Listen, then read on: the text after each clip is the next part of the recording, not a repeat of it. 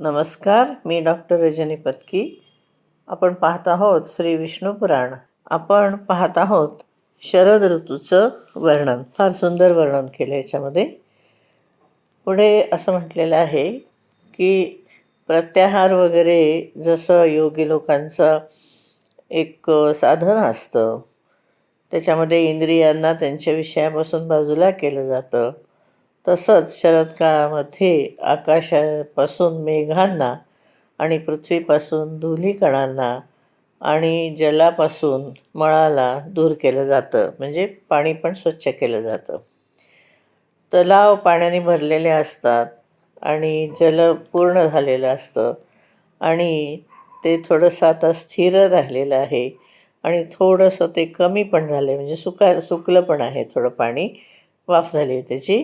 तसं ते रात्रंदिवस कुंभक किंवा रेचक प्राणायाम, हे ज्या क्रिया आहेत प्राणायामाच्या, त्याद्वारा जणू काही तलाव हे अभ्यास करत आहेत असं वाटतं. अशा प्रकारे ब्रजमंडलामध्ये निर्मल आकाश आणि नक्षत्रमय शरदकाळ आल्यानंतर श्रीकृष्ण आणि समस्त ब्रजवासियांनी इंद्राचा उत्सव करण्याची तयारी सुरू केली. महामती कृष्णाने काय केलं की त्या गोपांना उत्सवाच्या त्या उत्साहामध्ये अतिशय असं उत्साहपूर्ण पाहिलं त्यांनी आणि कुतूहलाने त्यांनी आपल्यामधले जे ज्येष्ठ लोक आहेत, वृद्ध लोक आहेत, त्यांना विचारलं की तुम्हा सगळ्यांना इतका का आनंद झालेला आहे? ज्यासाठी तुम्ही ही पूजा करत आहात तो इंद्रयज्ञ काय आहे? अशा प्रकारे अत्यंत आदरपूर्वक त्यांनी विचारलं. तेव्हा नंदांनी म्हटलं की नंदगोप म्हणाले, मेघ आणि पाण्याचा स्वामी देवराज इंद्र आहे. त्याच्या प्रेरणेने मेघगण जलरूप वर्षा करतात. तो जो रस आहे, पाणीरूप रस आहे, त्याची वर्षा करतात, म्हणजे पाऊस पडतात. आणि मग आपण आणि अन्य समस्त जे लोक आहेत किंवा जे जीव आहेत ते त्या पाण्यापासून जे अन्न उत्पन्न होतं त्याच्यावरती आपली वर्षभर गुजराण करतात आणि त्याचाच उपयोग करून देवतांची सुद्धा पूजा वगैरे करून त्यांना तृप्त करतात. आणि त्या पावसामुळे जे अन्न तयार झालेलं असतं त्यांनी तृप्त होतात. ही गायी वगैरे सुद्धा तुष्ट होतात, पुष्ट होतात आणि मग त्यांना वासरं होतात आणि त्या भरपूर दूध देतात. ज्या भूमीवर असे मेघ वर्षाव करताना दिसतात त्याच्यामध्ये कधीही अन्न आणि तृणाचा अभाव राहत नाही आणि तिथले लोकसुद्धा कधी भुकेले राहत नाहीत. हा जो पर्जन्याचा देव इंद्र आहे तो पृथ्वीवरील पाण्याला सूर्यकिरणांच्या द्वारा ओढून घेतो आणि संपूर्ण प्राण्यांच्या वृद्धीसाठी त्यांना तो मेघांच्या द्वारा पुन्हा पृथ्वीवरती वर्षाव करायला लावतो. अशा प्रकारे वर्षा ऋतूमध्ये समस्त राजे लोक, आपण आणि अन्य मनुष्यगण देवराज इंद्राची यज्ञाद्वारा प्रसन्नतापूर्वक पूजा करत असतात. एवढं तर बोलला, म्हणजे नंदाने सांगितलं हे. मग पराशर ऋषी म्हणाले, इंद्राच्या पूजेच्याबद्दल नंदाने नंदाचं असं बोलणं ऐकून दामोदर श्रीकृष्ण देवराजाला थोडंसं क्रोध येऊ दे म्हणून थोडं असं म्हणायला लागला की अहो बाबा, आपण तर शेतकरी नाही, व्यापारी नाही, आपले देव सगळे तर ह्या गाई वासरच आहेत, कारण आपण वनचर आहोत. म्हणजे आपल्याला अन्वीक्षिकी म्हणजे तर्कशास्त्र, त्रयी म्हणजे कर्मकांड, दंडनीती आणि वार्ता, या 4 विद्या येतात. त्यामुळे फक्त वार्ता जी आहे त्याचं विवरण आहे का? हे महाभाग, वार्ता नावाची विद्या कृषी, वाणिज्य आणि पशुपालन या 3 वृत्तींची आश्रयभूत आहे. वृत्ती म्हणजे अर्थार्जनाचं साधन, त्याचा आश्रयभूत आहे.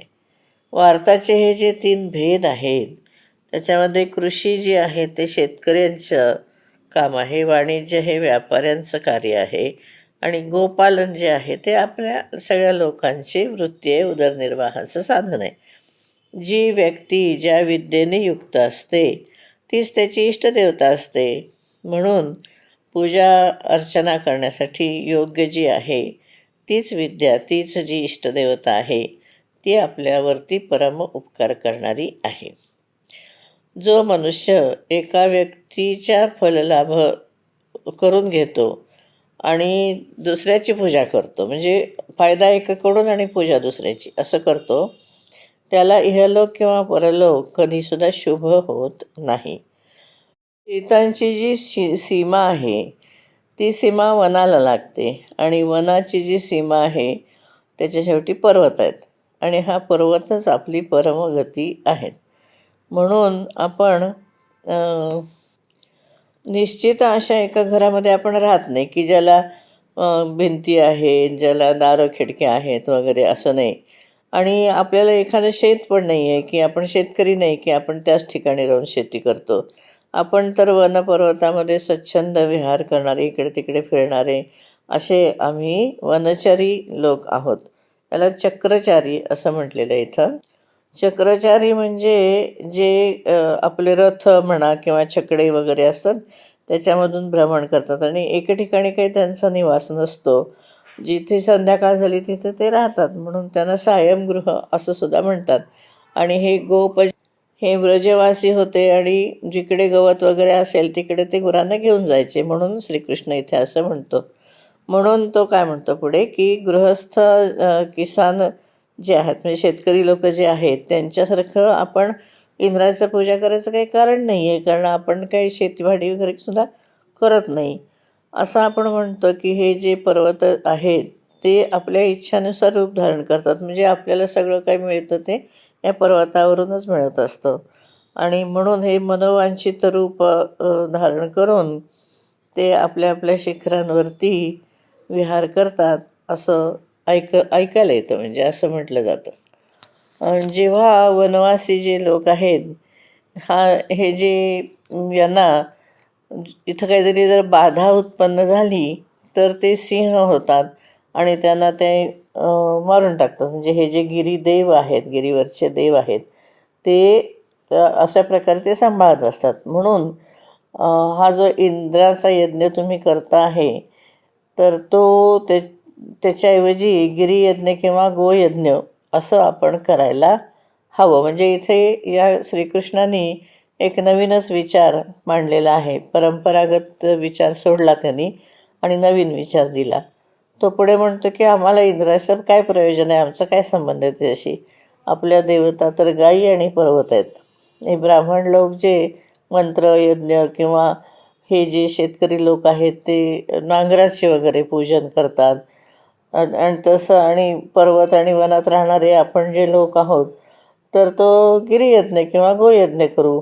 म्हणजे ब्राह्मण लोक मंत्र वगैरे यांनी यज्ञ करतात. कृषी जे करतात, शेती जे करतात त्यांचा यज्ञ म्हणजे पूजा कोणाची करतात तर नांगर बैल वगैरे त्यांची.